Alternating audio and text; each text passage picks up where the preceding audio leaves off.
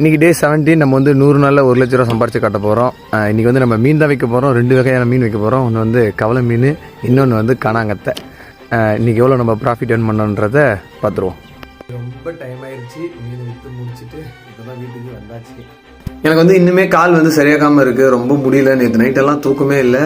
அதனால் அணிலாடின்னு ஒரு ஊரில் ஒரு ஹாஸ்பிட்டல் இருக்கான். அந்த ஹாஸ்பிட்டலில் போயிட்டு பார்க்குறதுக்காக 2 தம்பிங்களை கூப்பிட்டுன்னு கிளம்பியாச்சு.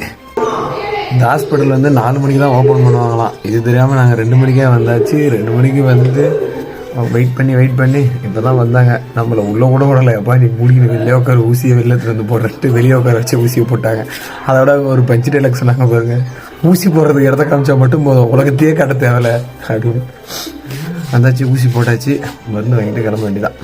நம்மளால் வீடியோ போட முடியாது, ஏன்னா வந்து கால் சரியாகிற வரைக்கும் எங்கேயும் போகக்கூடாது சொல்லிட்டாங்க. பெட் ரெஸ்ட்டில் கண்டிப்பாக இருக்கணும்னு சொல்லிட்டாங்க. அதனால் இதுக்கப்புறம் நம்மளால் வீடியோ போட முடியாது.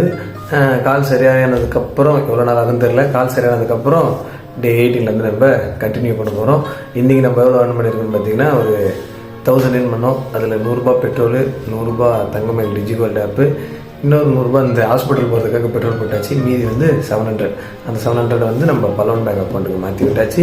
நம்மக்கிட்ட 14,600 ரூபா நம்ம அக்கௌண்ட்டில் இருக்குது. இதுக்கப்புறம் என்றைக்கு வீடியோ வரும்னு தெரில. அதனால் வீடியோ வர வரைக்கும் என்ன மறந்துடாமல் இருங்க. மறக்காமல் நம்ம ஐடியா ஃபாலோ பண்ணி வச்சுக்கோங்க.